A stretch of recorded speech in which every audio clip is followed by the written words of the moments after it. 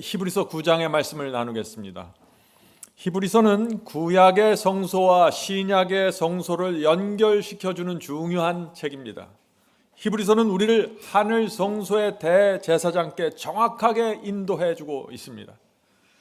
이 점에 있어서 히브리서는 성경의 다른 어떤 책들과 전혀 다른 차원의 책이 되는 것입니다. 성도 여러분, 사탄이 이 히브리서를 공격할까요? 그렇습니다. 제가 여러분께 질문을 드립니다. 사탄이 하늘 성소와 하늘 대제사장의 진리를 가만히 내버려 둘까요? 사탄이 언제 어떻게 하늘 성소 기별을 공격했을까요? 제가 과거로 물었죠? 이미 공격을 했다는 것입니다. 사탄은 중세기 암흑기부터 지금까지 끊임없이 하늘 성소의 진리를 짓밟고 있습니다. 그 말씀이 다니엘서에 나옵니다. 다니엘서는 중세기 적그리스도 세력이, 여러분들 다 배우셨죠? 이 작은 뿔 세력이 하늘 성소를 짓밟는 장면을 분명하게 보여주고 있습니다. 다니엘서 8장 11절과 12절입니다. 다니엘서 8장 11절 12절.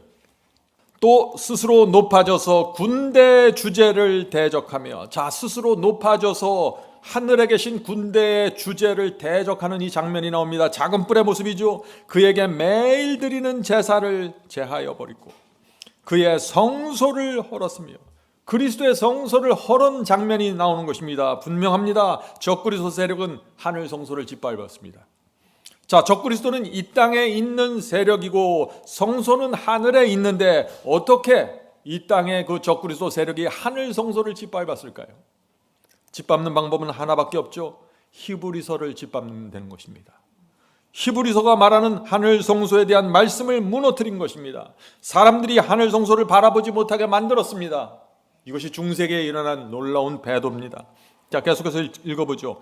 범죄함을 인하여 백성과 매일 드리는 제사가 나오죠. 그것에게 붙임받았고 그것이 또 진리를 땅에 던지며 자의로 행하여 형통하였더라.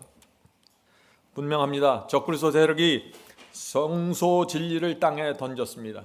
어떻게 던졌습니까? 두 가지를 던졌습니다. 첫째, 하늘의 중보자 그리스도 대신에 마리아 중보자를 세웠습니다. 중세기에 일어난 배도입니다. 성소를 무너뜨린 것입니다. 둘째, 성육신의 진리를 무너뜨렸습니다. 중세기 천주교회는 성육신을 이렇게 가르쳤죠. 그리스도께서는 인간의 모양으로 오셨지만 우리와 같은 인간은 아니었다. 우리와 다른 인간의 모양으로 오셨다는 것입니다. 무슨 말을 한 것입니까? 하늘 대제사장을 우리를 동정할 수 없는 가짜 예수로 만든 것입니다. 우리와 다른 예수 말이죠. 히브리서는 분명하게 말하죠. 하늘 대제사장은 자기가 시험을 받아 고난을 당한 즉 시험 받는 자들을 능히 도우신다고 했습니다. 그런데 천주교회가 만든 예수는 다르죠. 우리가 받는 시험과 고난을 이해할 수 없는, 동정하지 못하는 예수를 만들어 놓은 것입니다. 히브리서는 그런 예수는, 우리를 동정할 수 없는 그런 예수는 하늘 대제사장이 될 수 없다고 선포하는데, 자, 히브리서 4장 15절 보겠습니다. 히브리서 4장 15절 16절. 우리에게 있는 대제사장은, 하늘 대제사장은 우리 연약함을 체휼하지 아니하는 자가 아니요 모든 일에 한결같이 시험을 받은 자로되. 예수께서 우리와 같은 인간이 되셔서 우리처럼 한결같이 시험을 받은 자로되, 그러므로 우리가 긍휼하심을 받고 때에 따라 돕는 은혜를 얻기 위하여 은혜의 보좌에 담대히 나아갈 것이니라. 이것이 히브리서가 말하는 하늘 대제사장입니다. 그런데 중세기 천주교회는 이 히브리서의 말씀을 무너뜨렸고 성소를 짓밟은 것입니다. 자, 계속해서 보겠습니다. 다니엘서 8장 13절 14절 말씀입니다. 매일 드리는 제사와 망하게 하는 죄악에 대한 일과 성소와, 자, 성소가 나오죠. 성소와 백성이 내어준 바 되며 짓밟힐 일이 어느 때까지 이룰고 하며. 자, 성소가 짓밟는데 언제까지 짓밟혀야 되는가? 그가 내게 이르되 2300주야까지니 2300일까지니 그때 성소가 정결하게 함을 입으리라 하였느니라. 무슨 뜻입니까? 중세기 암흑기 동안 하늘 성소가 짓밟히다가 2300주야 2300일 예언이 맞춰지는 때가 되면은 하늘 성소 진리가 회복된다는 것입니다. 놀라운 예언입니다. 다시 말해서 중세기에 무너졌던 히브리서의 기별이 2300일 예언이 마치는 때가 되면은 완전하게 회복된다는 것입니다. 성도 여러분, 2300일 예언이 언제 맞춰집니까? 이 예언은 여러분이 바이블 칼리지 다니엘서에서 자세히 배웠죠? 아직 공부하지 않으신 분들은 반드시 이 문제를 살펴봐야 됩니다. 정말 중요한 마지막 시대의 예언입니다. 자, 그렇다면 여러분, 우리가 이제 한 가지 도전을 남겨놓았습니다. 마지막 시대에 하나님께서 인도하시는 교회는 어떤 교회일까요? 중세기에 무너진 하늘 성소의 진리를 회복시키는 교회입니다. 중세기에 무너진 하늘 대제사장과 성육신의 진리를 회복한 교회입니다. 그 교회가 마지막 교회입니다. 다시 말해서 히브리서의 기별을 회복시켜서 우리를 새 언약의 경험으로 정확하게 인도하는 교회가 진리교회라는 것입니다. 여러분들 이 점에 동의하십니까? 자, 이제 우리 히브리서로 가겠습니다. 지난 시간에 우리가 히브리서 8장을 살펴보았습니다. 8장 기별이 무엇입니까? 하늘 성소에서 이루어지는 새 언약의 기별입니다. 자, 히브리서 8장 10절에 새 언약이 나오죠. 8장 10절입니다. 내가 이스라엘 집으로 세울 새 언약이 이것이니 내 법을 저희 생각에 두고 저희 마음에 이것을 기록하리라. 나는 저에게 하나님이 되고 저희는 내게 백성이 되리라. 성도 여러분, 새 언약이 이루어져야만 우리가 하나님의 백성이 되고 하나님께서 우리의 하나님이 되시는 것입니다. 반드시 중요한 것입니다. 지금은 새 언약의 시대입니다.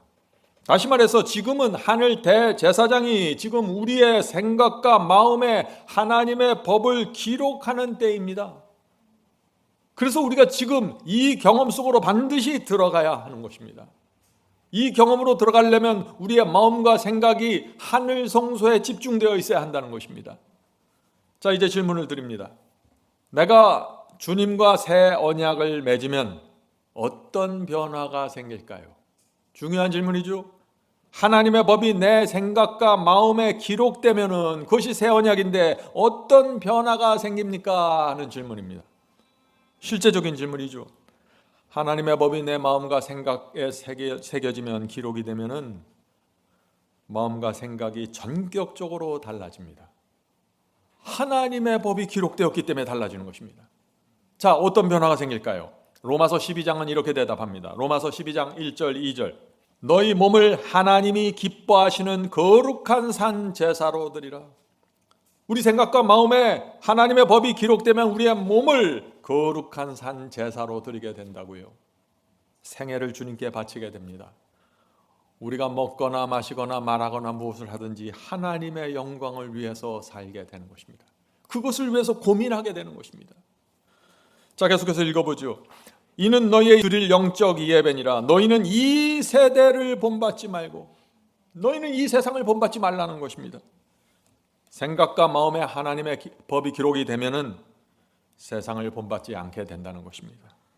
전에는 세상을 따라가고 싶었는데 그것이 재미가 있었는데 이제는 세상 흉내내는 게 좋지 않습니다. 재미가 없습니다.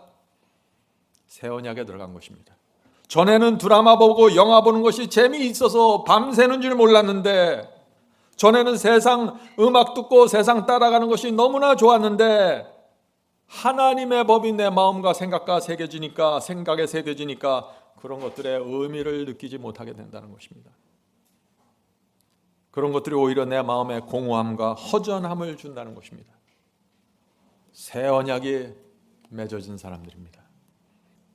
그래서 전에는 세상에서 기쁨을 찾았는데 이제는 그리스도 안에서, 진리 안에서 기쁨을 찾게 되는 것입니다. 왜 이렇게 전격적으로 달라졌어요? 마음과 생각에 하나님의 법이 기록되었기 때문이죠. 자, 계속해서 읽겠습니다. 오직 마음을 새롭게 함으로 변화를 받아 하나님의 선하시고 기뻐하시고 온전하신 뜻이 무엇인지 분별하도록 하라. 성도 여러분, 이 새 언약을 맺으면 하나님의 법이 우리 생각과 마음에 기록되면은 분명한 변화가 생기는 것입니다. 하나님의 선한 뜻이 무엇인지, 하나님께서 기뻐하시는 뜻이 무엇인지 늘 생각하고 고민하고 분별하면서 살려고 애쓰게 된다는 것입니다. 당연한 것입니다. 주님을 사랑하니까, 주님의 뜻대로 살고 싶으니까 이렇게 된다는 것입니다. 열매입니다. 새 언약은 노력해서 만들어내는 것이 아닙니다. 열매입니다. 새 언약이 우리의 마음과 생각에 새겨지면은 우리가 주님을 더 많이, 더 진심으로 사랑하게 됩니다. 주님의 뜻대로 사는 것이 기쁨이 되는 것입니다. 그래서 감사하는 마음으로 좁은 길을 가게 되는 것입니다. 억지로 가는 것이 아닙니다. 여러분은 이 교회에 오셔서 지금까지 새 언약의 기별을 들었습니다. 회개의 기별을 들었고, 성화의 기별을 들었고, 인침의 기별을 들었고, 정결함의 기별을 들었고, 이번에 히브리서의 기별까지 들었습니다. 여러분에게 더 어떤 기별이 필요할까요? 충분한 빛을 받았습니다. 자, 이제 질문 드립니다. 여러 해 동안 이 새 언약의 기별을 들었는데 이 하나님의 법이 마음과 생각에 기록되지 않으면 어떻게 될까요? 매너리즘에 빠집니다. 매너리즘 아시죠? 왜 매너리즘에 빠질까요? 진리에 대한 지식으로 머리는 잔뜩 커졌습니다. 그런데 무기력하고 생명이 없습니다. 왜요? 하나님의 법이 마음과 생각에 새겨지질 않았습니다. 새 언약이 이루어지지 않았습니다. 지식만 가득 찼습니다. 성도 여러분, 잘 들어보세요. 지금 수많은 교회에서 수많은 사람들이 바로 이 문제에 빠져서 라오디게아 교회 상태에 빠진 것입니다. 성도 여러분, 우리가 어떻게 하면 이 매너리즘에서 빠져나올 수 있을까요? 어떻게 하면 이 뜨뜻 미지근한 상태, 지식은 잔뜩 있는데 이 뜨뜻 미지근한 상태, 생명이 없는 상태에서 빠져나올 수 있을까요? 어떻게 하면 우리가 주님께 죽도록 충성할 수 있을까요? 감사와 기쁨으로 말이죠. 이 질문에 대한 대답이 히브리서 9장의 기별입니다. 오늘 우리가 좀 확인할 것입니다. 히브리서 9장은 그리스도의 피가 우리 양심을 씻어 전격적으로 변화시키는 길을 보여줍니다. 히브리서 기장이 기대가 되십니까? 네, 우리는 오늘 놀라운 빛을 보게 될 것입니다. 자, 바울은 히브리서 9장 전반부에서 모세가 지은 성소를 먼저 설명합니다. 자, 지상 성소를 설명합니다. 히브리서 9장 1절부터 3절 읽겠습니다. 첫 언약에도, 자, 첫 언약은 옛 언약을 말하죠. 첫 언약, 옛 언약에도 섬기는 예법과 세상에 속한 성소가 있더라. 예비한 첫 장막이 있고, 첫 장막은 성소 첫 제칸이죠. 첫 장막이 있고 그 안에 등대와 상과 진설병이 떡덩어리가 있으니 이는 성소라 일컫고. 자, 성소 첫 제칸을 말하는 것입니다. 또 둘째 휘장 뒤에, 자, 둘째 휘장이 있다면 무엇이 있다는 것이에요? 첫째 휘장도 있다는 뜻이겠죠? 주님께서 부활하셔서 하늘 성소로 돌아가셨을 때는 첫째 휘장을 열고 들어가신 것입니다. 자, 그럼 둘째 휘장은 무엇일까요? 성소의 두 번째 칸, 지성소로 들어갈 때 열고 들어가는 휘장이 둘째 휘장이라고 지금 부르는 것입니다. 다시 말해서 이 둘째 휘장은 성소 첫째 칸과 지성소를 분리시키는 벽과 같은 휘장입니다. 자, 계속해서 읽어보죠. 또 둘째 휘장 뒤에 있는 장막을 지성소라 일컫나니. 자, 히브리서 9장 4절 보겠습니다. 9장 4절 이어지는 말씀입니다. 금향로와 사면을 금으로 싼 언약궤 법궤가 있고 그 안에 만나를 담은 금항아리와 아론의 쌍난 지팡이와 언약의 비석들이 있고. 자, 언약의 비석들이 뭡니까? 십계명 두 돌비를 말하는 거죠. 언약의 비석들, 하나님의 언약입니다. 십계명을 놓고 하나님의 백성과 우리가 언약을 맺었다는 것입니다. 그래서 언약의 돌비라고 부르는 것입니다. 이 말씀에서 우리가 두 가지를 좀 살펴봐야 합니다. 첫째는 금향로의 위치입니다. 자, 이 말씀은 금향로가 지성소의 법궤와 함께 있는 것처럼 지금 말하고 있습니다. 참 이상하죠? 금향로는 성소 첫째간에 있는 기구입니다. 그 7 금촛대와 떡상과 금향로는 성소 첫째 칸에 있는 세 가지 기구입니다. 그런데 바울은 여기서 금향로가 마치 지성소의 법궤와 함께 있는 것처럼 지금 말하고 있는 것입니다. 자, 그래서 지성소라 일컫나니 금향로와 금으로 싼 언약궤가 있고 이렇게 표현하고 있는 것이죠. 자, 금향로의 위치는 분명히 성소 첫째 칸입니다. 그런데 금향로에서 올라가는 이 향이 지성소에 계신 하나님께 연기가 돼서 전달되기 때문에 이 금향로를 지성소에 속해 있는 기구로 지금 바울이 설명한다 하는 것입니다. 이해하시겠어요? 우리가 하늘 성소를 향해서 기도를 드립니다. 그러면 중보자 그리스도께서 우리의 기도에 이 금향로에서 올라오는 향을 섞어서 휘장 뒤에 계신 지성소에 계신 하나님께 전달하시는 것입니다. 그래서 이 금향로의 위치는 성소 첫째 칸이 맞지만 이 금향로에서 올라오는 향을 통해서 지성소와 연결됩니다. 그래서 히브리서는 이 금향로를 지성소에 속해 있는 기구로 표현할 수 있다는 것입니다. 자, 이 점 이해하시겠죠? 네. 자, 두 번째 문제입니다. 두 번째 살펴볼 것은 언약궤 안에 하나님께서 세 가지를 넣어두셨습니다. 무엇인가요? 만나를 담은 금 항아리, 아론의 쌍난 지팡이, 그 다음에 언약의 비석들, 십계명을 말하는 것이죠.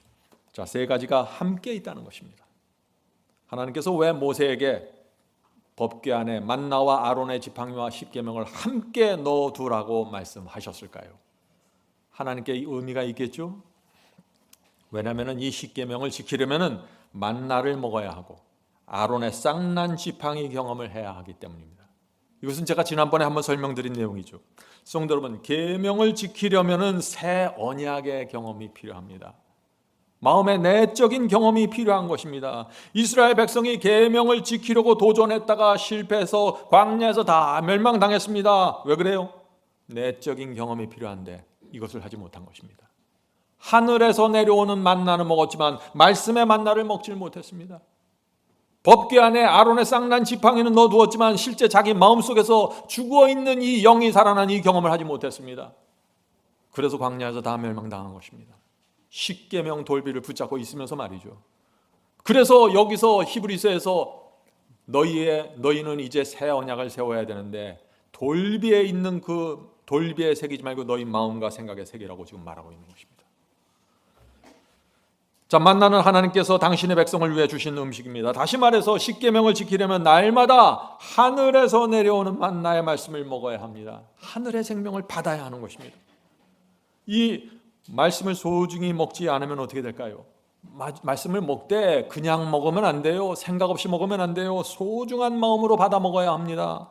소중한 마음으로 먹지 않으면 어떻게 돼요? 육이 살아나고 영이 죽습니다. 광야에서 하늘에서 귀한 만나가 내렸습니다. 아침마다 내렸습니다. 그런데 이스라엘 백성들 가운데 많은 사람들이 그 만나를 아무 생각 없이 소중하지 않고 감사하지 않은 마음으로 먹었습니다. 그래서 불순종한 것입니다. 성도 여러분, 영이 죽은 상태에서 말씀과 계명에 순종하려고 애쓰면 어떻게 될까요? 자꾸 실패하고 넘어지죠. 마음이 공허합니다. 기쁨으로 순종할 수 없습니다. 옛 언약의 상태입니다. 열심히 봉사하고 헌신해도 그 결과는 항상 어떻게 해요? 다툼이고 이스마엘입니다. 나만 높이고 끝납니다. 그게 옛 언약입니다.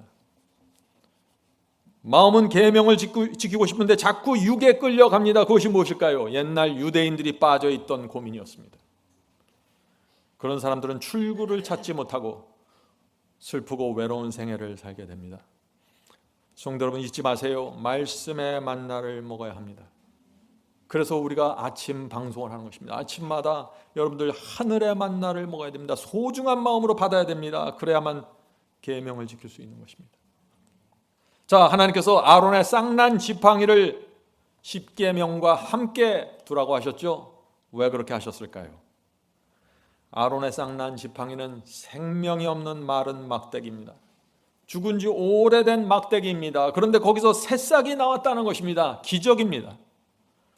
성도 여러분, 우리 마음에도 기적이 생겨야 됩니다. 이것은 우리 스스로 만들어낼 수 있는 것이 아니에요. 우리 스스로 어떤 경건과 의로움을 조작해낼 수 있는 것이 아닙니다. 죽어서 말라빠진 양심에 하나님의 기적으로 성령으로 생명의 싹이 나와야 하는 것입니다. 그래야만 계명을 지킬 수 있습니다. 아무나 지킬 수 있는 것이 아니에요. 왜냐하면 계명은 죽은 물자가 아닙니다. 이 계명 속에서는 하나님의 성품이 담겨져 있는 것입니다.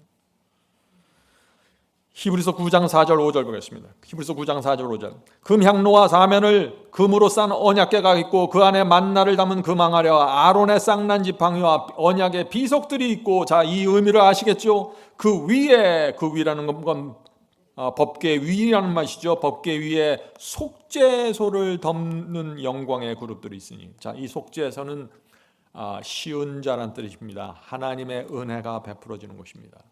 이 법계 위에 쉬운 자가 있어서 거기서 하나님의 쉐키나 영광이 나오는 것입니다. 그리고 그 위에 덮는 그룹들이 있으니 이것들에 관하여는 이제 낱낱이 말할 수 없노라.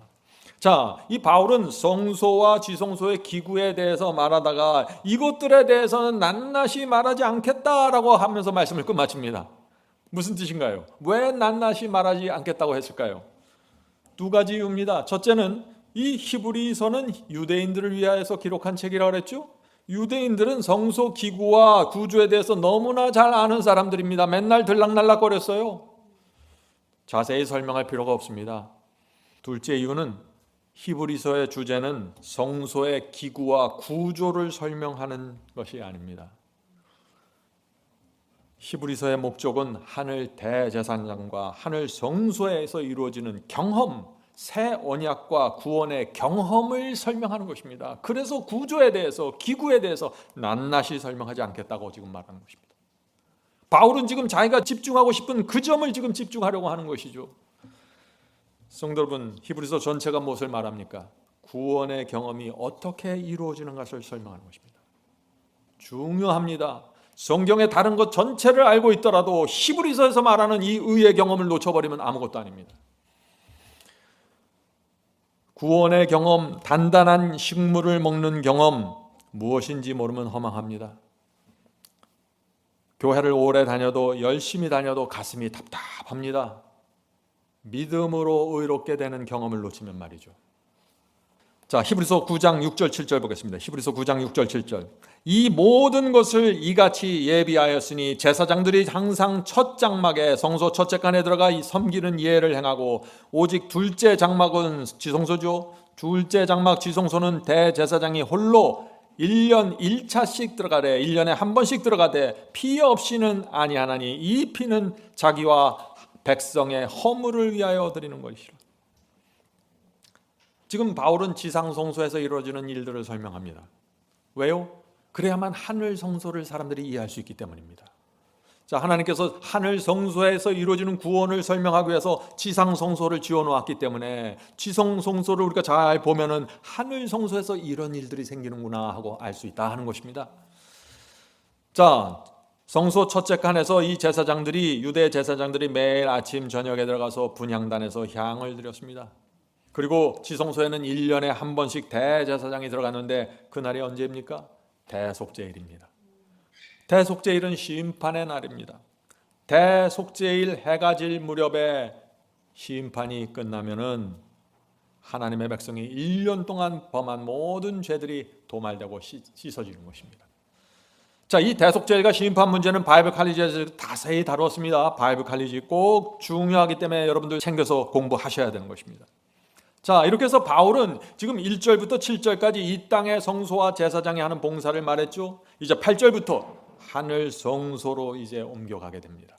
여기서부터 히브리서 9장의 핵심 기별이 나오는 것입니다. 자, 9장 8절 보겠습니다. 9장 8절.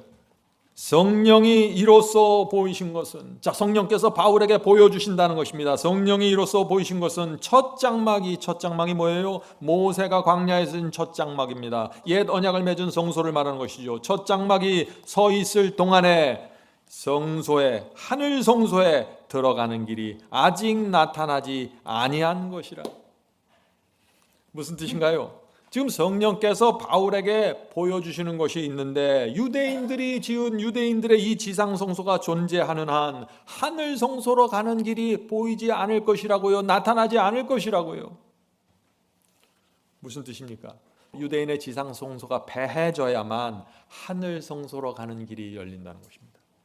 유대인들이 다 모세의 성소에 매달려 있어요. 거기서 구원받는 줄 알고 다 거길 바라보고 있는 것입니다. 그것을 끊어서 버리라는 것입니다. 폐하라는 것입니다. 너희들이 거기에 집착되어 있으면 하늘 성소 가지 못한다는 것이에요. 성도 여러분, 그래서 우리가 또 사도들이 양을 잡지 않고 지상 성소로 가지 않는 것입니다. 오늘날 그런데 많은 분들이 자꾸 지상 성소를 다시 세우려고 하죠. 저 유대 땅에 제3성전을 세우려고 합니다. 헛된 일입니다. 지금은 하늘 성소로 갈 때입니다.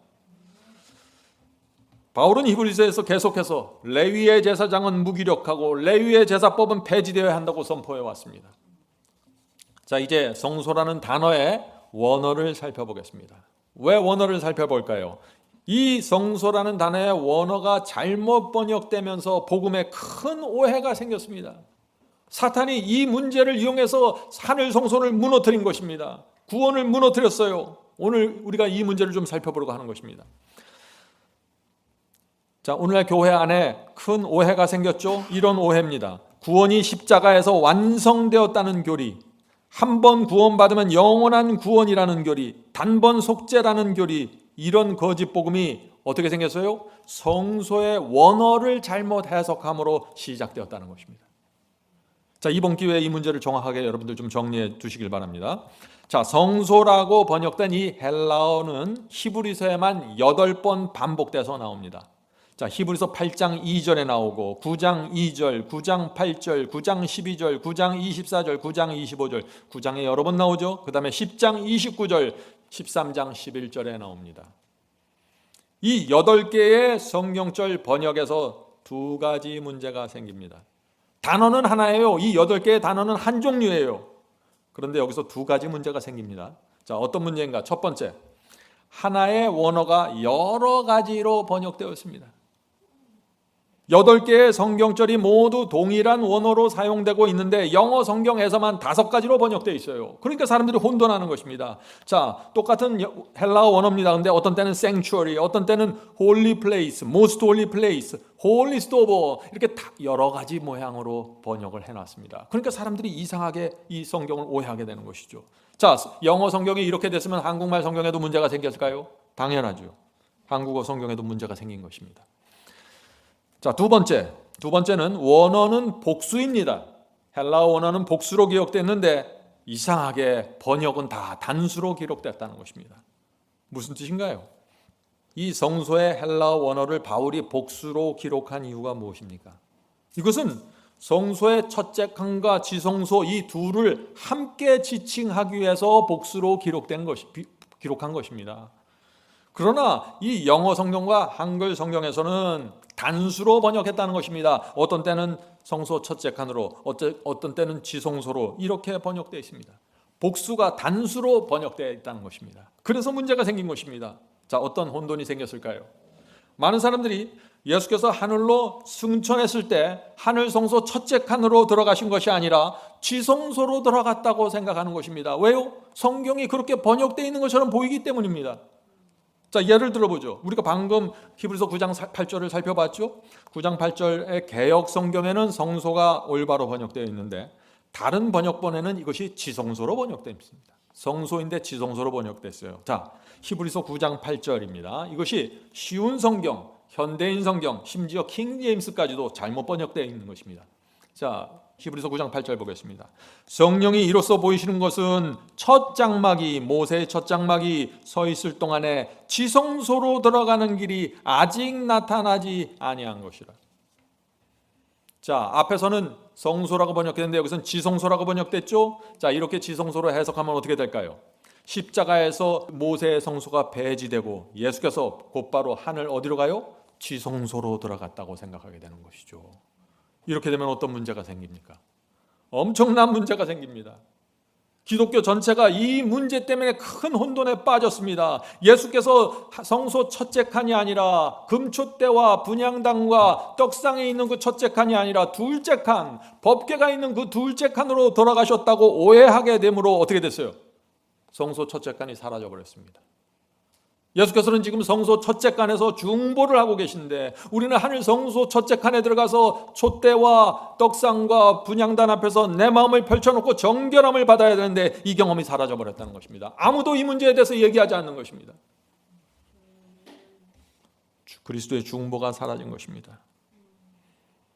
금촛대와 떡상과 분향단 앞에서 이루어지는 하늘 대제사장 앞에서 이루어지는 심령의 정결함과 성화가 사라졌습니다. 그래서 기독교 안에 성화의 기별이 사라진 것입니다. 그래서 승리의 복음이 사라진 것입니다. 여러분들이 이유를 아시겠습니까? 히브리서를 오해함으로 이런 문제가 생긴 것입니다.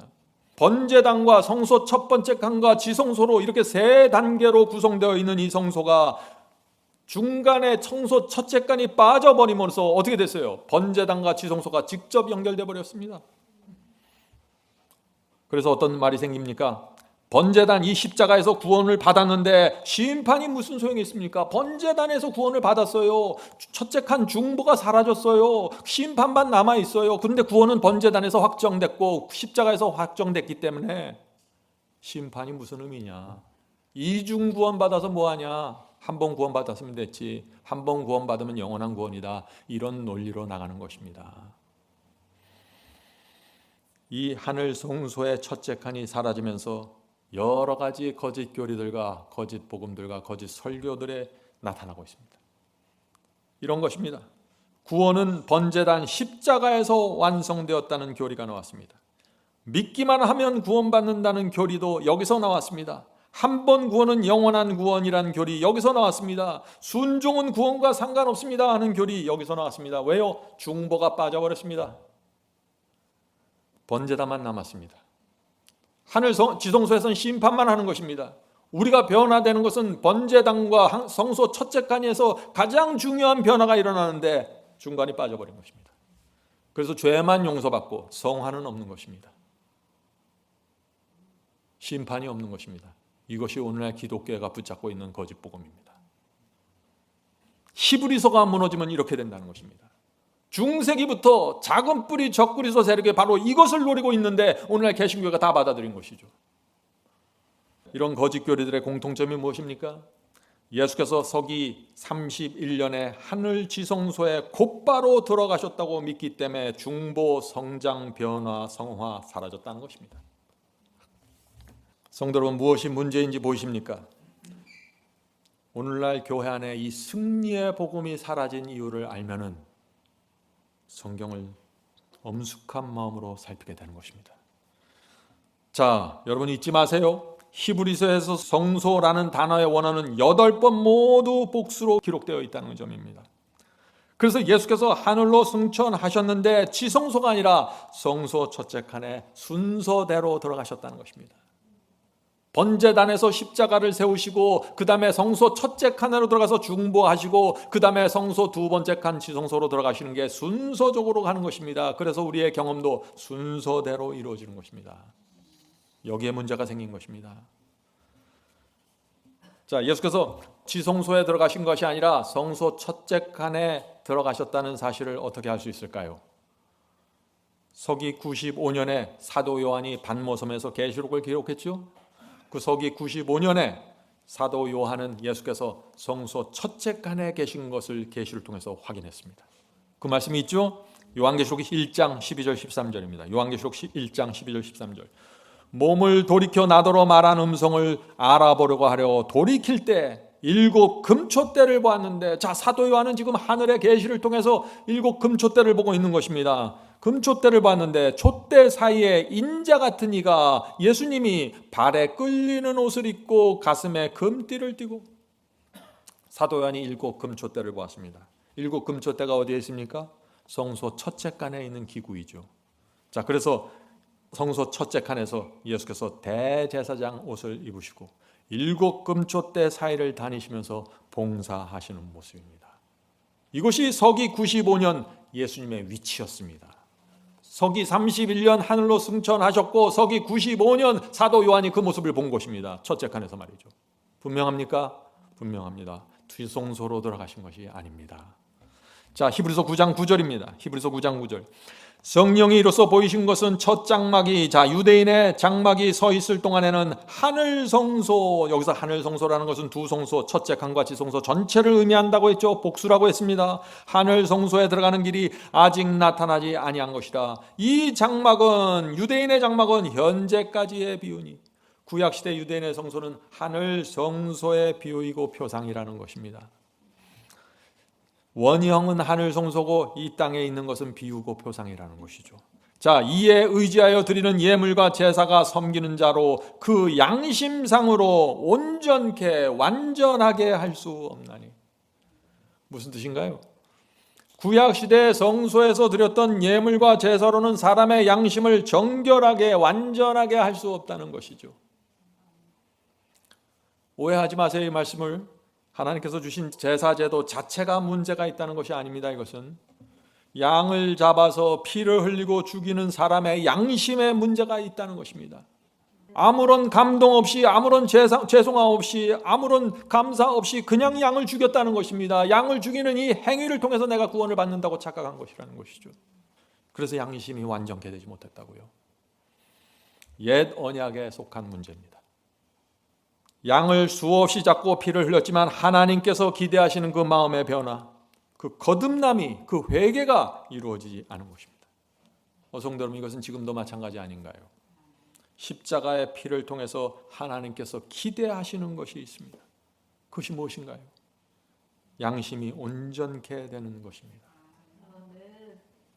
십자가를 믿는데 양심이 온전케 되지 않으면 그것은 구원이 아닙니다. 어떤 사람은 십자가를 붙잡고 눈물을 흘리고 대성통곡합니다. 그런데 그 사람의 양심에서 이상한 소리가 나옵니다. 분별을 하지 못해요. 성도 여러분, 성경은 하나님 앞에서 완전을 요구합니다. 여러분들 그 사실 아세요? 하나님은 완전을 요구하세요. 그래서 우리의 양심을 변화시킬 때도 완전케 변화시키는 것입니다. 우리를 용서하실 때도 완전하게 용서하시는 것이에요. 완전한 용서입니다. 완전한 속죄. 오늘날 기독교회가 이 완전에 대한 진리를 놓쳐서 온갖 이상한 복음들이 밀려 들어오고 있는 것입니다. 자, 양심이 완전하다. 좀 끔찍하게 들리죠? 그런 양심이 있어? 하는 생각이 들죠? 양심이 완전하다는 게 뭐예요? 양심이 올바른 음성을 낸다는 것입니다. 하나님의 뜻은 동쪽인데 내 양심은 서쪽을 말하면 잘못된 양심이라는 것이에요. 유혹이 오고 죄를 범하려고 할 때 이 양심이 그렇게 하지 말라고 소리쳐야 된다는 것입니다. 이 양심이 브레이크를 걸어줘야 됩니다. 그것이 십자가의 피로 온전케 된 양심입니다. 죄를 범했는데 이 양심이 나를 합리화하고 나를 정당화하면 그것은 어떤 양심이에요? 성경은 그것을 악한 양심이라고 말하는 것입니다. 그런 양심을 갖고 있으면 회개할 수 없습니다. 잘못을 고백할 수도 없어요. 성도 여러분, 하나님께서 우리에게 완전을 요구하십니다. 완전은 단단한 식물입니다. 여러분들 집중해서 잘 들으셔야 돼요. 대충 믿고 대충 순종하는 것은 하나님의 뜻이 아니에요. 성경 어디에도 그런 의의 경험은 없습니다. 신명기 18장 13절 보겠습니다. 신명기 18장 13절. 너는 네 하나님 여호와 앞에서 완전하라. 얼마나 분명합니까? 그러나 얼마나 두렵습니까? 사람들이 완전하면 두려움을 가졌습니다. 그런데 이 완전의 진리가 무엇인지 정말 알고 나면 이 안에 깊은 은혜를 보게 되는 것입니다. 자, 신명기는 구약 성경이죠. 자, 구약 성경만 완전을 요구할까요? 아닙니다. 신약도 마찬가지입니다. 마태복음 5장 48절입니다. 마태복음 5장 48절. 그러므로 하늘에 계신 너희 아버지의 완전하신 같이 너희도 완전하라. 예수님도 우리에게 완전을 요구하셨습니다. 자, 그런데 이 말씀을 잘 보세요. 하늘에 계신 너희 하나님 완전하신 같이 너희도 완전하라. 무슨 뜻이에요? 하나님께서 하나님의 영역에서 완전하신 것처럼 우리는 우리의 영역에서 완전하라는 것입니다. 하나님의 신의 경지처럼 완전하라는 것이 아니에요. 무슨 말인지 알겠죠? 여러분의 영역이 어디입니까? 여러분의 영역과 제 영역은 다릅니다. 저는 제게 주신 빛과 제게 주신 성령의 음성 안에서 굴복하는 것이고, 여러분은 여러분이 받은 빛과 여러분이 받는 성령의 음성에 굴복하는 것입니다. 각자마다 그래서 하나님께서 보시는 완전히 다를 수 있다는 것입니다. 그래서 우리는 서로 정죄하지 말아야 되는 것입니다. 완전에 대한 말씀을 나누면 예민해지는 분들이 있는데, 완전이 무엇인지를 알면은요, 하나님께 감사하게 됩니다. 성도 여러분, 그리스도인의 완전이 있습니다. 크리스천 퍼펙션입니다. 이 그리스도인 완전에 대한 진리를 받으면은요, 우리 신앙이 놀라운 방향으로 성장하게 됩니다. 잘 들어보세요, 오늘 말씀을. 이 완전을 이해하면은 내가 어떻게 살아야 할지, 내가 대화할 때 어떻게 해야 할지, 내가 성령의 음성을 어떻게 받아야 할지, 내 신앙의 표준이 무엇인지 정확하게 나타나게 됩니다. 내 의의 방향이 정확해지는 것입니다. 오해하지 마세요. 완전은 완벽이 아닙니다. 다시 말씀드립니다. 제가 성경의 완전은 낱말 사전에 나오는 완전이 아니에요. 성경의 완전은 주님과 동행하는 것입니다. 성경의 완전은 어린 양이 인도하는 대로 따라가는 것입니다. 성경의 완전은 성령께 굴복하라는 것입니다. 그래서 성령께 굴복한 사람은 의도적으로 알면서 죄를 짓지 않게 됩니다. 그것이 완전입니다. 비록 실수가 있고 부족함이 있을 수 있습니다. 그러나 의도와 동기와 목적이 순결하면 완전입니다. 왜요? 하나님께서 우리의 마음의 중심을 보시기 때문이죠. 그래서 우리가 이 완전에 대해서 두려움을 가질 필요가 없는 것입니다. 성경의 완전은 두 단어로 표시됩니다. willingly, knowingly입니다. 영어로. 알면서 의도적으로 하나님을 대적하지 않는 것입니다. 실수로 하는 것이 아니라 알면서 의도적으로 하나님을 대적하지 않는 사람 완전입니다. 하나님과 동행하는 것입니다. 성도 여러분, 너무나 당연한 경험 아닌가요? 우리가 주님을 정말 사랑하고 주님을 믿는데 어떻게 willingly, knowingly 알면서 의도적으로 하나님을 대적하고 성령을 대적할 수 있습니까? 그럴 수 없는 것입니다. 거듭났다면 말이죠. 성도 여러분, 죄가 무엇입니까? 죄도 마찬가지입니다. willingly, knowingly입니다. 하나님의 말씀과 성령을 알면서 의도적으로 무시하고 대적하는 것이 죄입니다. 아기가 엄마 뺨을 때리고 꼬집었어요. 1살짜리 아기가. 배고프다고. 죄입니까? 아닙니까? 왜 아니에요? willingly, knowingly가 없다는 것입니다. 의도와 동기와 목적이 하나님을 대적하는 것이 아니에요. 의도와 동기와 목적이 엄마가 미워서 그렇게 꼬집은 게 아니에요. 모르고 한 것입니다. 자, 치매에 걸린 어머니가 며느리에게 욕을 했어요. 죄입니까? 안 죄입니까? 아니죠. 왜 아닙니까? 자기가 뭘 하는지 모르는 것입니다. willingly, knowingly가 아니라는 것입니다. 성도 여러분, 완전히 무엇입니까? 하나님의 큰 사랑이 내 마음을 쳐서 무너뜨린 사람입니다. 그것이 완전입니다. 하나님, 이제 저는 더 이상 이렇게 살 수 없습니다. 더 이상 그리스도의 은혜를 욕되게 할 수 없습니다. 이런 사람이 완전입니다. 그래서 바울은 교인들을 완전한 자로 세우기 원한다고 선포한 것입니다. 자, 골로새서 4장 12절입니다. 골로새서 4장 12절. 저가 항상 너희를 위하여 애써 기도하며 너희로 하나님의 모든 뜻 가운데서 완전하고 확신 있게 서기를 구하나니. 분명하죠?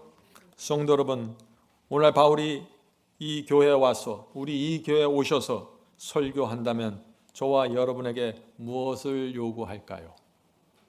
너희로 하나님의 모든 뜻 가운데서 완전하게 확신 있게 서기를 구한다고 설교할 것입니다. 이 말씀은 무엇이에요? 너희가 실수할 수 있다. 너희가 부족할 수 있어. 그러나 willingly, knowingly 알면서 의도적으로 하나님의 말씀에 불순종하지 말고 willingly, knowingly 성령의 음성을 거절하지 말라.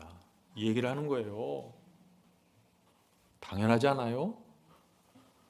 자, 히브리서는요, 완전에 대한 기별로 가득 차 있는 것입니다. 자, 히브리서 7장 11절 보겠습니다. 히브리서 11장 11절. 레위 계통의 제사 직분으로 말미암아 완전함을 얻을 수 있었다면, 자, 양 잡아 죽이는 그 제사로 완전함을 얻을 수 있었다면 멜기세덱의 반차를 쫓는 하늘 대제사장을 세울 필요가 있느냐 하고 질문하는 것이죠. 주님께서 하늘 대제사장이 되신 이유가 뭐예요? 우리에게 완전함을 주기 위해서라고요. 히브리서 7장 25절 보겠습니다. 히브리서 7장 25절.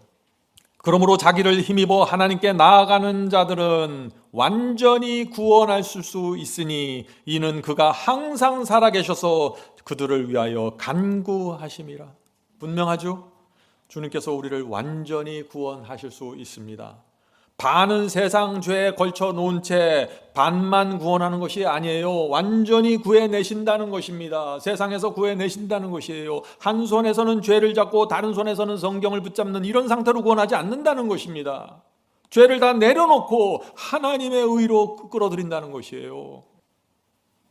성도 여러분, 주님께서는 우리가 함부로 말하고 적당히 죄를 범하는 수준으로 구원하시지 않습니다. 완전히 구원하십니다. 제가 실수도 하지 않는 완벽을 말하는 것이 아니죠.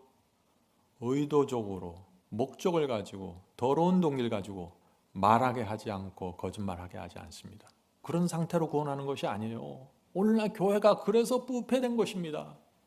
믿기만 하면 구원받는다. 한 번 구원받으면 영원한 구원이다 하니까 그 가르침을 받고 들어와서 교회에서 마음대로 거짓말하고 마음대로 속이고 마음대로 공격하는 것입니다. 완전에 대해서 설교하면 어떤 분들은 이런 염려를 합니다. 사람이 어떻게 항상 완전할 수 있습니까? 그렇게 신앙하면 우울증에 걸릴 텐데요. 그런 말씀 말이죠. 오해이죠. 완전은 내가 신경 써서 내가 조심조심해서 죄를 범하지 않는 것이 아니에요. 그건 착각이에요. 그런 거는 옛 언약의 신앙이고 그것은 율법주의입니다. 그렇게 하면 신경쇠약에 걸리죠. 성도 여러분, 우리가 말하는 것은 이것입니다. 주님의 은혜에 우리가 진심으로 감사하고 주님의 사랑에 감격해서 우리의 마음을 바치면 성령께서 필요할 때마다 오셔서 우리 양심에 말씀해 주십니다. 우리가 대화할 때 말씀해 주시고 우리가 무엇을 생각할 때 말씀해 주시고 우리가 무엇을 계획할 때 말씀해 주십니다. 그렇게 하지 마라, 이 길로 가라 하고 성령께서 인도하시는 것입니다. 그래서 우리가 풍요로움 속에 있는 것입니다. 그것을 따라가는 것이 완전입니다. 어린 양이 인도하는 대로 따라가는 자들. 성령께서 알려주시고 인도하는데 어떤 사람들이 따라가지 않으면 그것이 믿음입니까? 신앙이 아닙니다. 그것은 죄라고 말하는 것입니다. 원래 많은 사람들이 혼돈을 하는 것입니다. 그래서 제가 완전을 말하는 것입니다. 완전에 대한 개념이 이 진리가 내 머릿속에 정확하게 들어가 있으면은 내가 어떻게 살고 무엇을 말하고 어떻게 생활할지 어떻게 교회 생활할지 정확하게 나타나는 것입니다. 내가 가정에 있든지 교회에 있든지 세상에 있든지 내가 정확한 그리스도의 모습을 반사하게 되는 것입니다. 다시 말씀드립니다. 완전은 내가 열심히 노력해서 도달하는 목표가 아닙니다. 완전은 목표가 아니에요. 완전은 열매입니다. 완전은 주님을 사랑하는 사람 속에서 성령의 은혜가 이루어질 때 생기는 자연스러운 열매입니다. 여러분이 아침마다 일어나서 말씀의 만나를 소중히 먹고 말라빠진 그 막대기에서 새싹이 돋는 그 거듭남의 경험으로 들어가면은 완전은 이루어지는 것입니다. 성도 여러분, 우리가 바라봐야 될 의의 표준이 뭐예요? 완전이에요. 완전히 우리의 표준이 아니라면은 거짓말하지 않을 필요가 뭐가 있어요? 어떤 분들은 이 완전이라는 단어가 나오면 불편하고 두려워합니다. 제가 그런 분들을 이해를 합니다. 그러나 그럴 필요가 없습니다. 완전히 무엇인지를 알면은 우리가 그것을 당연한 의의 열매로 받아들이게 됩니다. 자, 민수기 14장 12절 보겠습니다. 민수기 14장 12절.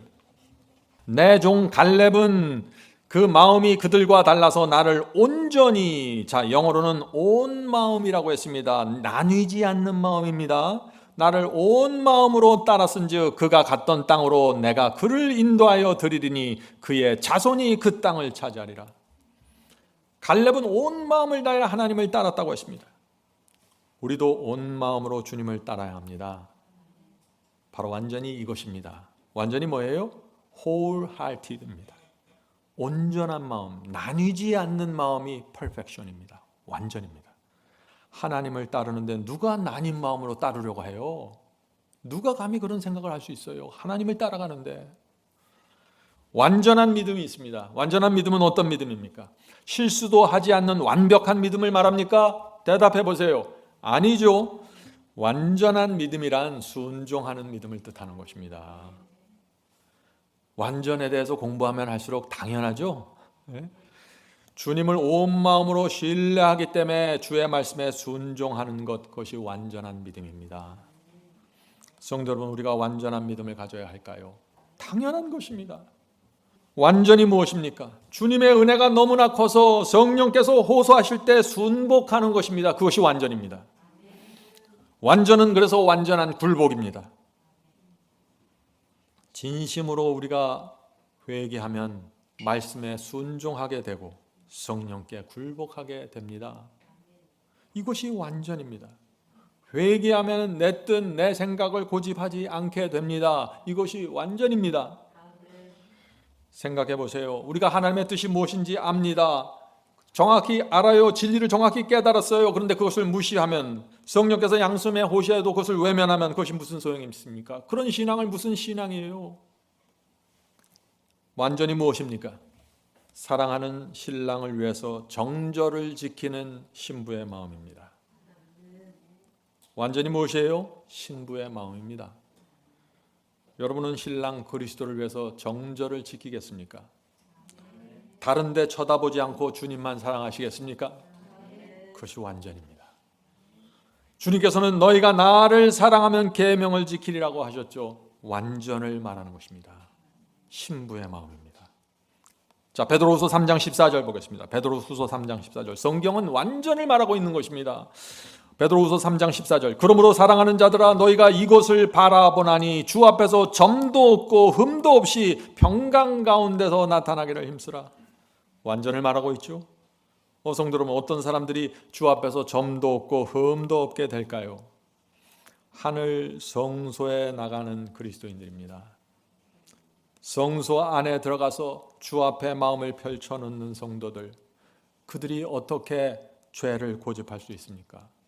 그들이 어떻게 하늘 대제사장 앞에서 내가 이 점은 고집하겠습니다, 이 흠은 내가 끝까지 가져가겠습니다 라고 고집할 수 있어요? 그럴 수 없다는 것입니다. 성령께서 알려주시는 대로 제가 다 내려놓겠습니다. 주여, 제 문제가 무엇입니까? 알려주시면 제가 내려놓습니다.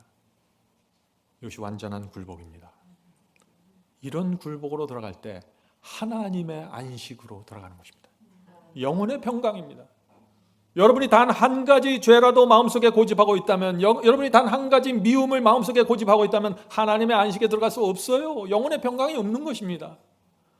그래서 완전은 당연한 것이에요. 성도 여러분, 어떤 사람에게 의의 옷이 입혀질까요? 내가 알면서 의도적으로 knowingly, willingly 죄를 고집하면 그 사람이 의의 옷이 입혀질까요? 아닙니다. Christ Object Lesson 328페이지입니다. 그리스도의 의, 칭의는 알고서 품고 있는 단 하나의 죄라도 가리워 주지 않는다. 오늘날 이 말씀이 선포되면 사람들이 기절을 하죠. 어떻게 그럴 수 있냐고요. 왜 그럴 수 없어요? 단 하나의 마음의 죄를 품고 있으면 무엇이에요? 다른 건 다 좋아요. 나눠주고 섬기고 다 좋아요. 근데 단 하나 마음에 간음하는 정신을 품고 있어요. 단 하나의 죄입니다. 그 사람에게 의의 옷이 입혀질 수 있어요? 없어요? 없다는 것이에요. 그것을 말하는 것이에요. 성령께서 미움을 버리라고 호소하는데 그 미움을 끝까지 고집하고 마음에 품고 있으면 의의 옷이 벗겨진다는 것입니다. 벌거벗겨진다는 것이에요. 성도 여러분, 우리의 마음이 진심으로 거듭나면은 어떤 미움과 죄를 알면서 계획적으로 knowingly, willingly 고집할 수 없다는 것입니다. 이것이 성경의 진리입니다. 자, 바울은 그래서 골로새서 교인들에게 완전한 자로 세우길 원한다고 선포한 것입니다. 자, 그 말씀을 보죠. 골로새서 1장 28절입니다. 골로새서 1장 28절. 우리가 그를 전파하여 각 사람을 권하고 모든 지혜로 각 사람을 가르침은 각 사람을 그리스도 안에서 완전한 자로 세우려 함이니. 바울의 마음이 느껴지십니까? 바울이 골로새서 교회에 설교하는 것입니다. 소아시아와 유럽을 다니면서 곳곳에 설교합니다. 그곳에 있는 성도들에게 말씀을 남기고 싶은 것입니다. 그러면서 너희를 그리스도 안에서 완전한 자로 세우는 것이 내 소원이라고 말하는 것입니다. 완전히 무엇입니까? 예수께서는 말씀하셨습니다. 마태복음 22장 37, 38절. 마태복음 22장 37, 38절. 예수께서 가라사대 내 마음을 다하고 목숨을 다하고 뜻을 다하여 주 너의 하나님을 사랑하라 하셨으니 이것이 크고 첫째 되는 계명이요. 오늘 많은 사람들이 이 말씀을 말하면 아무도 반대하지 않아요. 그러나 완전이라고 하면 반대합니다. 똑같은 거예요. 이것이 완전입니다. 성도 여러분, 우리 마음에 어떻게 이런 의의 목표가 세워질 수 있을까요? 어떤 사람의 마음에 내 마음을 다하고 목숨을 다하고 뜻을 다하여 주 너의 하나님을 사랑하라 하는 이 하나님의 말씀이 새겨지게 될까요? 어떤 사람들에게? 주님께 엄청난 빚을 졌다고 느끼는 사람들입니다. 저와 여러분은 하나님을 죽이고 죄 사함을 받았습니다. 그래서 주님을 위해서라면 죽도록 충성할 수밖에 없는 것입니다. 그것이 완전입니다. 완전히 뭐라고요? 주님을 위해서 죽도록 충성하는 것. 성도 여러분, 이 초대교회의 복음은 이것입니다. 십자가를 알면 하나님께 굴복하랍니다. 우리도 이 복음을 믿는 것입니다. 적당히 굴복하고 적당히 죄를 인정해 주는 복음으로는 결코 변화될 수 없습니다. 그런 복음을 받으면 회개도 반쪽 회개가 되고 계속해서 내 생애 속에 죄가 나타나게 되고 계속해서 유혹에 빠지는데 나는 무엇이 문제인지도 모르는 것입니다. 왜요? 나는 반쪽짜리 복음을 받았기 때문에. 다시 히브리서로 돌아가겠습니다. 히브리서 9장입니다. 히브리서 9장 9절 10절입니다. 히브리서 9장 9절 10절. 예물과 제사로 섬기는 자로 그 양심상으로 온전케 완전하게 할 수 없나니 이런 것은, 자, 예물과 제사는 먹고 마시는 것과 여러 가지 씻는 것과 함께 육체의 예법만 되어 개역할 때까지 맡겨두는 것이니라. 좀 어렵죠? 이 말씀이 무슨 뜻입니까? 예물과 제사로는 주님께 굴복하는 완전한 양심을 얻을 수 없다는 것입니다. 양을 1000마리 잡고 수천 마리 잡고 엄청난 피를 흘려도 죄를 고집하는 사람들이 있다는 것입니다. 그런 사람들은 뭐라 그랬어요?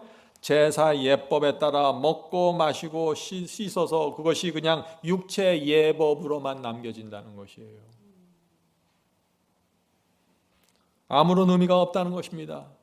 먹고 마시고 씻고 이 의식과 예법을 그대로 따라 했는데, 제사장들이 시키는 모든 것을 따라서 했는데 마음에는 아무런 변화가 없고 거듭남도 없고 회개하지도 않고 의식만 행했다는 것입니다. 이것이 율법의 행위라는 것입니다. 바울이 말하는. 지금도 마찬가지죠. 예배 드리고 기도하고 헌금 드리고 말씀을 읽습니다. 그런데 이것이 하나의 형식으로만 다 남게 됩니다. 변화가 생기지 않습니다. 거듭나지 않습니다. 회개하지 않습니다. 육체의 예법만 따르는 것입니다. 이것이. 바울은 말하죠. 육체의 예법은 개혁할 때까지 남겨둔 것이니라. 자, 이 말씀이 무슨 뜻입니까? 개혁할 때까지라는 것은 변화할 때까지라는 뜻입니다. 자, 언제 변화가 생깁니까? 언제 변화가 생기죠? 십자가에서 제사제도와 육체의 예법이 폐지되는 변화가 그때 생기는 것입니다. 제사제도와 손 씻고 또 뭐예요? 이렇게 먹고 저렇게 먹는 모든 제사와 관련된 모든 법들이 십자가에서 폐지되는 것입니다. 십자가에서 육체의 예법이 폐지되는 변화가 생긴다는 것입니다. 개혁이 십자가에서 생긴다는 것입니다. 지금은 예수께서 하늘 대제사장이 되셨기 때문에 구약의 제사, 의식, 절기, 월식, 절기, 안식일들 다 필요 없게 되었다는 것입니다. 이것이 제사와 육체의 예법이 개혁되는 것입니다. 언제요? 십자가에서요. 자, 히브리서 9장 11절 12절입니다. 히브리서 9장 11절 12절.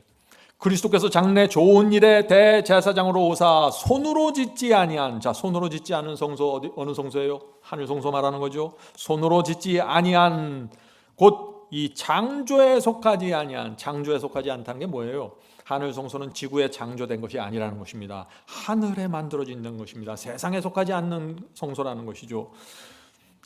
이 창조에 속하지 않은 한 더 크고 온전한 장막으로 말미암아 염소와 송아지의 피로 아니하고 오직 자기 피로 예수의 피로 영원한 속죄를 이루사 단번에 성소에, 이 성소가 어느 성소입니까? 하늘 성소죠. 하늘 성소에 들어가셨느니라.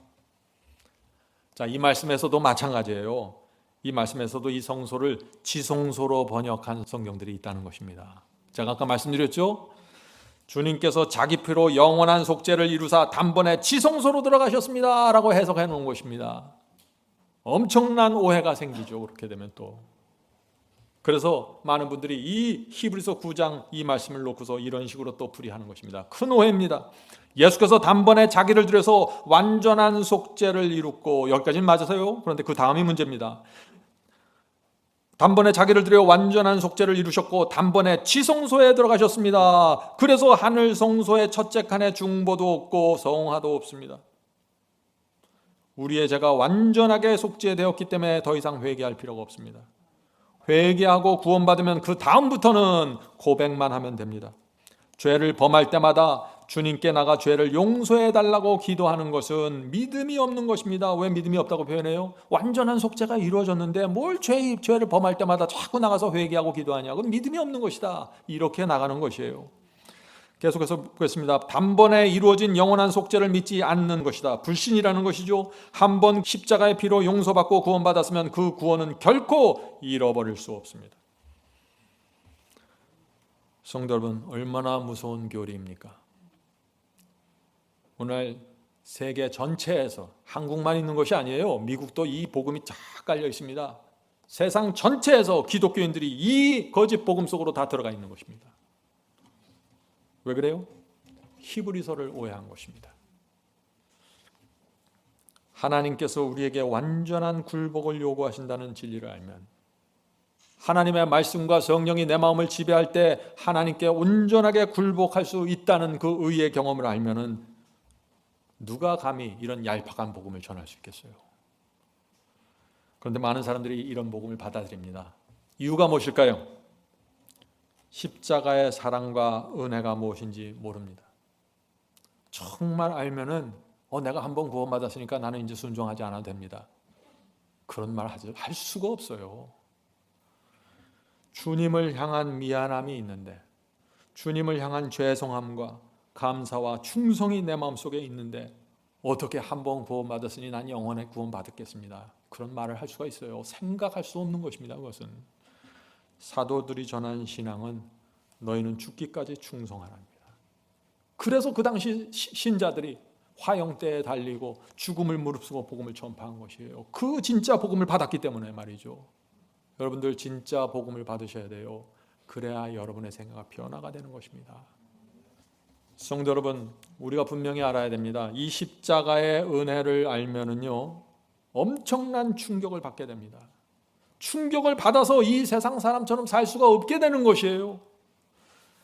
예를 들어보죠. 제가 오래전에 미국 그 테네시에 살 때 그 곁을 지나는 큰 고속도로가 있었는데, 그 고속도로에서 80여 대의 트럭과 차들이 연쇄 충돌을 일으켰어요. 생각해보세요. 80여 대예요. 순간적으로 쾅쾅 하면서 계속해서 이루어진 사고예요. 근데 그날 아침에 안개가 아주 짙게 깔렸기 때문에 이 문제가 생긴 것입니다. 정말 내 손도 잘 안 보일 정도의 안개였어요. 자, 한 번 차가 충돌하고 뒤에 오던 수십 톤 트럭들이 계속해서 충돌했습니다. 그래서 사람들이 뛰어나와갖고 소리치고 손을 흔들면서 차들을 멈추려고 했지만 아무도 그걸 보지 못하는 것입니다. 그래서 80여 대의 차가 부서지고 팽개치고 아주 나동그라진 것입니다. 그날 사고 현장이 어땠을까요? 80여 대인데 끔찍한 것입니다. 방송국에서 그날 현장에 있던 사람들을 나와서 인터뷰하고 조사했는데 그들이 오랫동안 트라우마에서 빠져나올 수 없다고 했습니다. 너무나 끔찍한 일을 당했기 때문에 말이죠. 성도 여러분, 만일 그 사건이 저와 여러분 때문에 생겼다면 어떻게 됐을까요? 평생 우리는 죄책감과 트라우마에 시달릴 수 있는 것입니다. 성도 여러분, 십자가가 무엇입니까? 저와 여러분 때문에 하나님의 아들이 참혹하게 피 흘리고 죽은 것입니다. 사탄의 조롱을 받으면서 하나님의 아들이 발가벗겨져서 찔리고 맞고 얻어맞고 그렇게 하면서 죽어간 것입니다. 온 하늘의 천사들이 끔찍해서 차마 눈뜨고 그것을 보지 못했다고 했습니다. 왜 그런 일이 생겼습니까? 저와 여러분을 살리기 위해서 주님께서 그 결정을 내리신 것입니다. 그런데 우리 마음에 아무런 충격도 없다고요? 자동차 몇 대가 뒤집어도 사람들이 충격을 받고 트라우마에 걸리는데 십자가의 피는 큰 충격으로 우리의 마음에 남겨져야 하는 것입니다. 평생 그 충격 속에서 살아가는 것입니다. 그것이 거듭남입니다. 바울과 제자들이 왜 그렇게 열렬하게 복음을 전했습니까? 십자가의 충격 속에서 산 것입니다. 성도 여러분, 기독교 신앙을 오해하면 안 돼요. 우리 신앙은 몇 가지 교리를 지키고 몇 가지 계명을 지키는 그런 차원이 아닙니다. 그것은 유교나 불교에서 하는 신앙이죠. 신앙은 세상 사람보다 조금 더 도덕적으로 살고 조금 더 깨끗하게 사는 그런 차원이 아니에요. 그렇게 생각하시면 오해입니다. 그런 신앙은 우상 숭배자들의 신앙이에요. 남들은 절 10번 하는데 난 20번 해야지, 이런 신앙이죠. 신앙이 무엇입니까? 십자가에 매달린 주님을 보면서 큰 충격을 받고 주여, 제가 남은 생에 당신의 종으로 살겠습니다. 도무지 갚을 수 없는 빚을 졌습니다. 이제 주님께서 하라는 대로 살겠습니다. 이것이 새 언약입니다.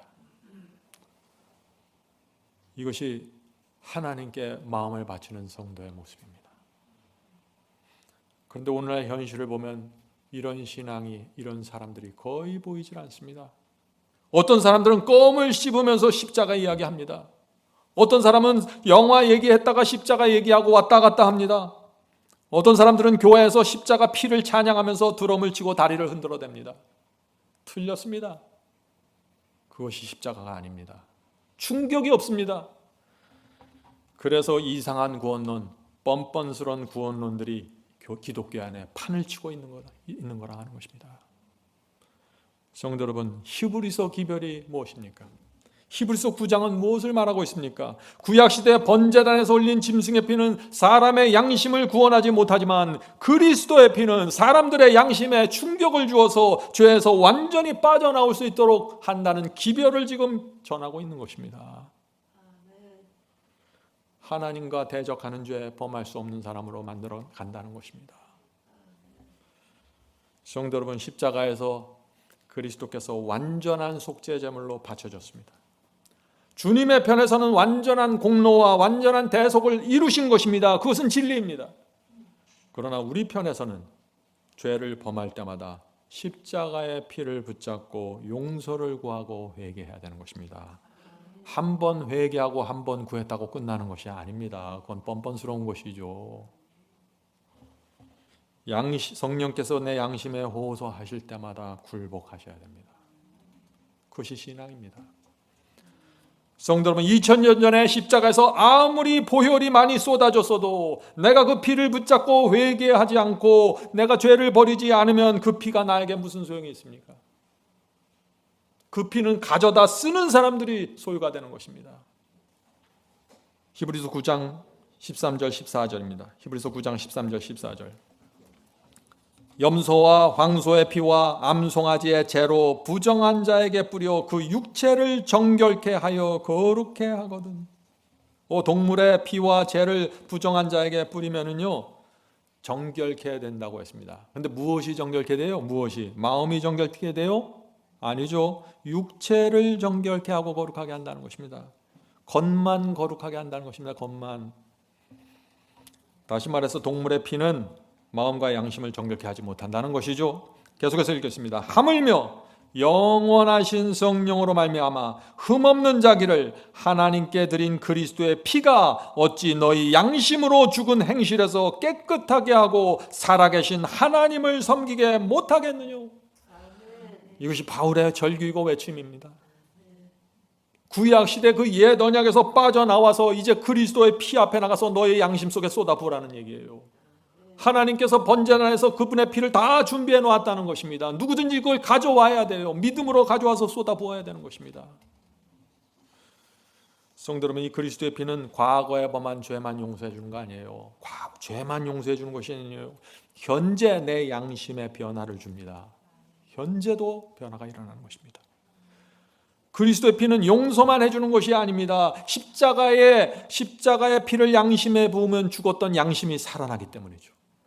죽었던 행실이 깨끗하게 돼서 살아있는 하나님을 섬길 수 있는 성도가 되는 것입니다. 이것이 그리스도의 피입니다. 그래서 이 그리스도의 피는 과거를 완전케 용서하시고 현재 성령께 완전하게 굴복하게 만든다는 것입니다. 양심이 씻김 받아서 이런 역사가 일어나는 것입니다. 자, 아프리카의 부족에 어떤 청년이 있었습니다. 그 청년은 어느 날 복음을 받고 자신의 생애를 주님께 바쳤습니다. 마을 전체가 우상 숭배를 하고 있었는데 마을 사람들이 와서 청년을 핍박하고 산채로 이 청년을 짐승에게 던지겠다고 위협했습니다. 청년은 자신이 받은 빚대로 살기 위해서 그날 밤에 도주했어요. 다 내려놓고 도망갔습니다. 그런데 그 청년은요, 저와 여러분처럼 많은 빚을 받은 사람이 아닙니다. 그 청년은 교리를 잘 모릅니다. 그 청년은 다니엘서도 모르고 로마서도 잘 모릅니다. 그러나 이 십자가의 피가 그 청년의 마음에 엄청난 충격을 주었습니다. 그래서 하나님께서 기뻐하시는 신앙을 받게 된 것입니다. 성도 여러분, 그런 신앙이 가능할까요? 예수께서는 가능하다고 말씀하시는 것입니다. 그런 신앙을 가져야 한다고 말씀하시는 것입니다. 마태복음 19장 29절입니다. 마태복음 19장 29절. 내 이름을 위하여 집이나 형제나 자매나 부모나 자식이나 전토를 벌인 자마다 여러 배를 받고 또 영생을 상속하리라. 사랑하는 형제 자매 여러분, 주님의 이름을 위해서 집이나 형제나 자매나 부모나 전토를 벌이는 이 신앙이 가능할까요? 예수께서는 이 신앙으로 돌아가야 여러 배를 너희가 받겠고 영생을 상속하겠다고 지금 말하고 있는 것입니다. 이것이 완전입니다. 바울은 그리스도의 피가 어찌 너희 양심으로 죽은 행실에서 깨끗하게 하고 살아계신 하나님을 섬기게 못하겠느냐. 성도 여러분, 우리가 이 바울의 이 말씀을 어떻게 우리에게 적용해야 될까요? 대화할 때, 전화할 때, 계획할 때 성령께서 그렇게 하지 말라고 말씀해 주시면 멈추어야 합니다. 대화를 바꿔야 합니다. 그것이 바울이 말하는 이 신앙입니다. 이것이 되지 않는다면 여러분의 생애 속에 변화는 결코 일어나지 않을 것입니다. 성도 여러분, 여러분은 성경의 복음을, 특별히 마지막 사명에서 전하는 복음을 많이 들은 분들입니다. 충분한 빚을 받았습니다. 아프리카 부족의 그 청년보다 엄청난 빚을 받았어요. 이제는 여러분의 생애를 하나님께 바쳐야 될 때가 되지 않았습니까? 여러분이 받은 진리를 생명처럼 소중히 여기셔야 됩니다.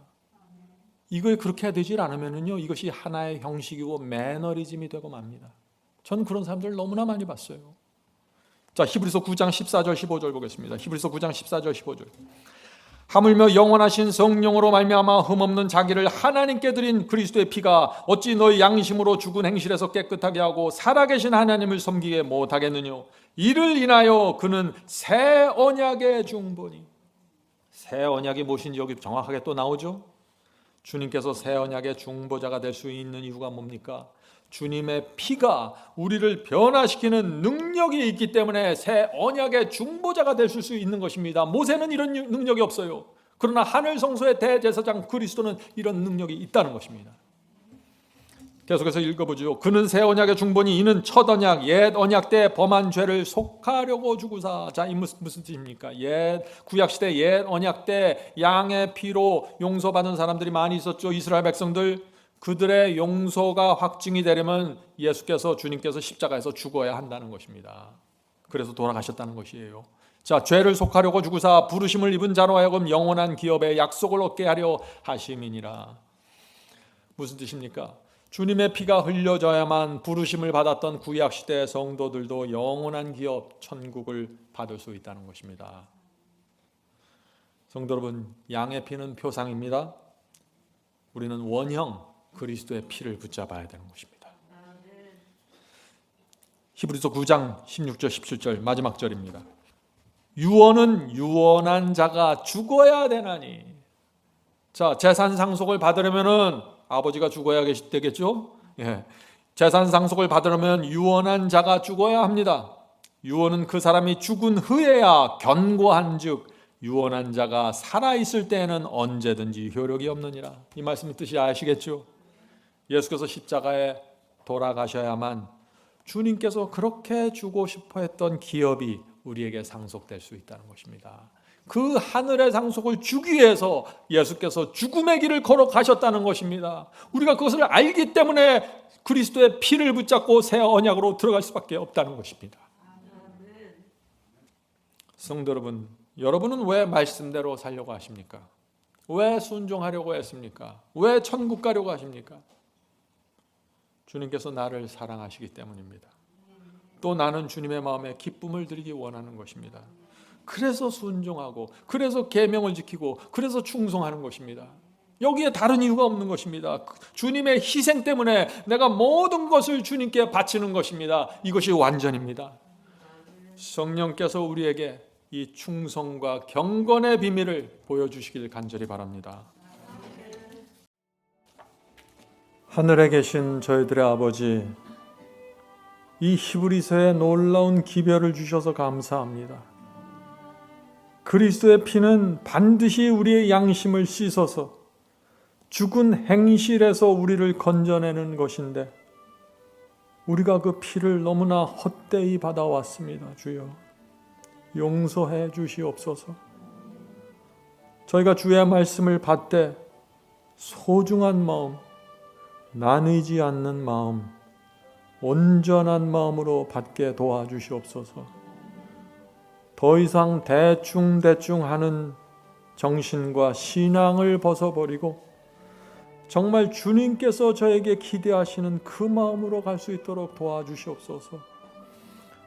하나님과 그리스도와 성령께서 저희를 구원하기 위해서 지난 6,000년 동안 애써 오시고 수고하신 그 모습을 보면은 우리가 이렇게 살아갈 수 없습니다. 주여 저희를 용서해 주시고 이제 성령으로 저희의 마음을 뒤집어 엎으시고 하나님의 뜻과 진리를 보여주시옵소서. 새 언약으로 들어가길 원합니다. 오늘 이 시간에 저희가 하늘 대제사장께 나가길 원합니다. 성소에 계신 주님 앞에 저희의 동기와 의도와 목적을 펼쳐 놓겠습니다. 저희의 생애를 펼쳐 놓습니다. 주여 성령을 통해서 가르쳐 주시고 지적해 주시옵소서. 저희가 굴복하길 원합니다. 모르면 어쩔 수 없지만 주께서 알려주시면 주님을 따라가고 싶습니다. 하늘에 계신 아버지, 오늘 이 자리에 모인 성도들, 또 인터넷을 통해서 함께 예배드리는 성도들에게 함께하여 주셔서 그리스도인의 완전히 무엇인지 깨닫게 도와주시옵소서. 표준을 낮추지 않도록 지켜주시옵소서. 성령께서 우리를 인도하는 목표가 무엇인지 정확하게 보고 따라갈 수 있도록 도와주시옵소서. 주여 저희가 오랫동안 너무나 많은 빛을 받아왔습니다. 많은 말씀과 교리를 깨달았습니다. 저희가 허망한 매너리즘에 빠지지 않게 지켜주시옵소서. 라우디게아 교회 형편에서 벗어나올 수 있도록 붙잡아 주시옵소서. 오늘 우리가 나눈 말씀 마음에 잘 새기고 이제는 하나님을 기쁘시게 하는 믿음으로 살아갈 수 있도록 도와주시옵소서. 예수님의 이름으로 간절히 기도드립니다. 아멘.